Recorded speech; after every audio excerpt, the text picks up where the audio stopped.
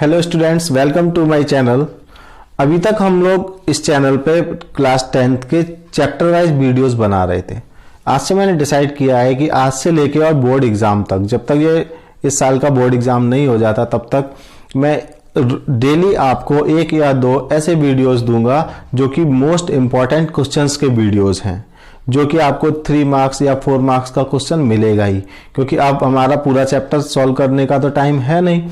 तो आज से आपको इस चैनल पर डेली एक या दो वीडियोस बहुत मोस्ट इंपॉर्टेंट क्वेश्चंस के मिलने वाले हैं। तो हम स्टार्ट करने जा रहे हैं with the Pythagoras theorem.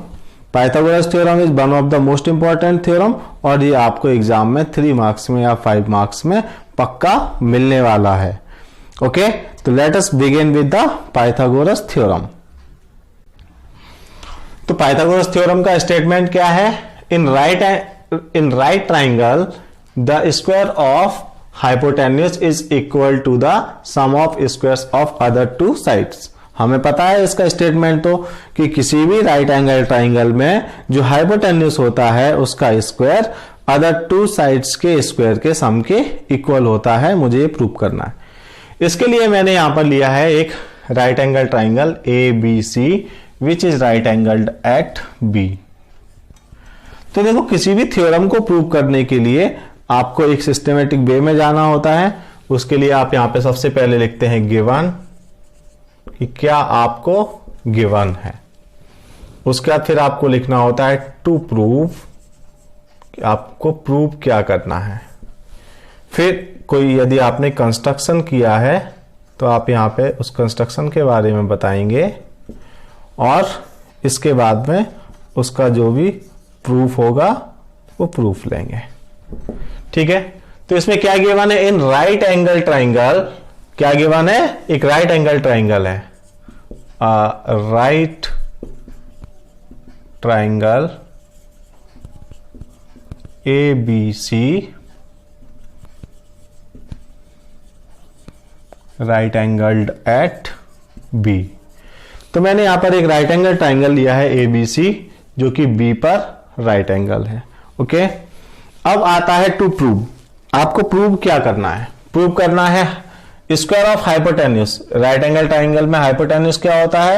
Right angle के सामने वाली साइड। तो आपको प्रूव करना है AC square equal to sum of square of other two sides, तो AB square plus BC square. ये आपको प्रूव करना है। इसके बाद कंस्ट्रक्शन। आपने क्या कंस्ट्रक्शन किया? आपने यहां पर एक परपेंडिकुलर ड्रॉ किया है, draw BD perpendicular to AC। आपने क्या किया है? BD को AC के परपेंडिकुलर ड्रॉ किया है। अब यहां पे मैं आता हूं प्रूफ पर। इस थ्योरम को प्रूव करने के लिए आप जब NCERT में देखोगे तो ये थ्योरम नंबर 6.8 है और इसको प्रूव करने के लिए एक थ्योरम नंबर 6.7 है जिसको हम यूज करेंगे। तो थ्योरम 6.7 क्या बोलती है? If perpendicular is drawn from the vertex of right angle triangle to its opposite side divides the triangle into two similar triangles and the both triangles are also similar to the original triangle. इसका मतलब क्या है? Simple language में समझने की कोशिश करो। Theorem 6.7 बोलता है कि किसी भी राइट एंगल ट्राइंगल के यदि राइट एंगल वाले वर्टेक्स से हम सामने वाले साइड पर परपेंडिकुलर ड्रॉ करते हैं तो वो परपेंडिकुलर इस ट्राइंगल को दो ट्राइंगल में डिवाइड करता है। देखिए, ट्राइंगल ABD और ट्राइंगल BDC, ये दो राइट एंगल ट्राइंगल में डिवाइड कर रहा है। तो ये दोनों ट्राइंगल आपस में सिमिलर होते हैं और ये बड़े वाले ट्राइंगल के भी सिमिलर होते हैं। इसका मतलब ये जो ट्राइंगल है ADB, it is similar to triangle ABC and triangle BDC is also similar to triangle ABC। Okay, तो प्रूफ में हम वही करेंगे, बाय थ्योरम 6.7। थ्योरम 6.7 से आपको जो फर्स्ट पेयर ऑफ ट्राइंगल मिल रहा है वो मिल रहा है ADB सिमिलर टू ABC।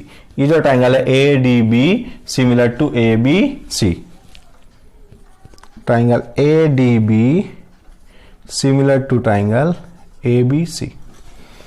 अब आपको पता है जब दो ट्राइंगल सिमिलर होते हैं तो उनकी साइड्स क्या होते हैं, प्रोपोर्शनल होते हैं। तो साइड्स यदि प्रोपोर्शनल है तो यहां से मैं लेता हूं इसका साइड, ये जो ADB है इसका मैं ले रहा हूं बेस AD, तो अपॉन जो ABC है उसका बेस लेना पड़ेगा। तो ABC का बेस क्या है, ABC का बेस है AB इक्वल टू, अब ये जो ट्राइंगल ADB है मैं इसका ले रहा हूं यहां पर हाइपोटेन्यूज। ADB का हाइपोटेन्यूज क्या है, AB